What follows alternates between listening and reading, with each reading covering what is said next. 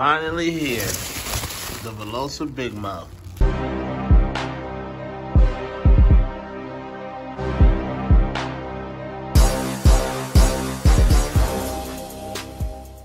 What's up, YouTube? Welcome back to another video. Welcome back to the channel. And today we are going to install this new mod to lower the inlet air temps, I guess, by Velosa Tech. That's what I have here today. So check this boy out.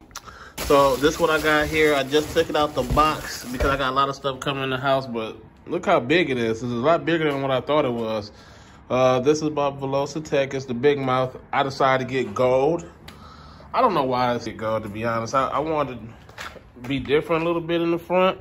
I mean, I don't know. I have about red and black going on, so I figure if I'm gonna just get air into the car, might as well look like I got something else in there. So this is pretty much act like a Ram Air, if you guys familiar with it. So you're not gonna get any horsepower out of it, but it's going to keep your engine air temps low, if that sounds right. So Velosa Air Tech is based out of Florida, if you guys don't know. I'll put their link in the description here. I have it going across the screen here as well. I found them stumbling over the internet, to be honest, because I was looking for like what more mods I can add to my car to help me, you know, at the track.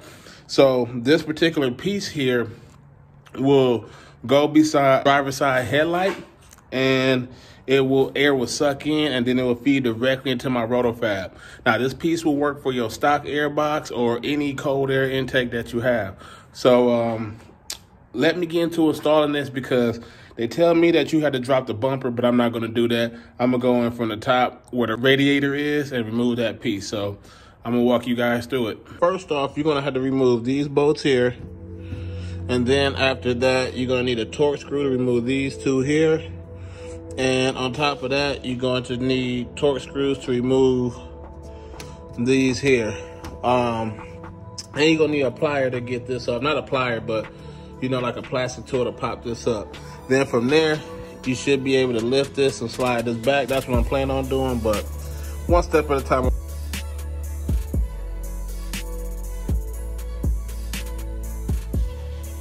I'm still not even done yet. But just to give you guys some more, these right here, these torque bits, man, they are hell to get off. So just be aware, you might be frustrated, but it's gonna take some time to get these two bolts off. They are a pain. And then now the next thing I need to do is take a 13mm to get these two bolts off to remove the latch. And then this will be out the way, then I can remove this, and then we can get back here where we need to go. And this is proof right here in the pudding that it's hard to get this boy out, and what work you're gonna have to look forward to just to get that latch screw, man. Something. Okay, finally got it out. It was a monster to get out, man. But keep in mind, there's a tree clamp here that you need to pry open. I was having a hard time getting this off because I didn't see that there. And then now you can get it off. So now this gives you all the room you need to put the Big Mouth right there. So let's continue doing that.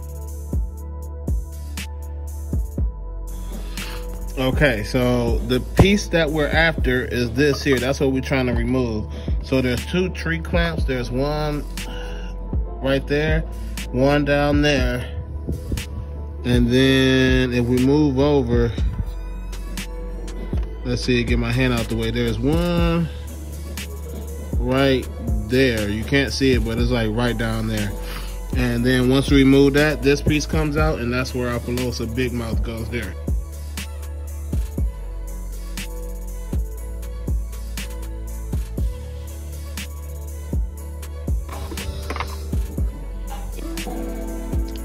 Okay, so how I got this piece in here, because I'm missing steps a little bit, but I had to get in here from the bottom first. I had to go like this to get in there, and then I was able to slide it. Now this piece here, thought y'all could see it. This piece here is gonna lay on this bar over here. So make sure of that when you get it in here.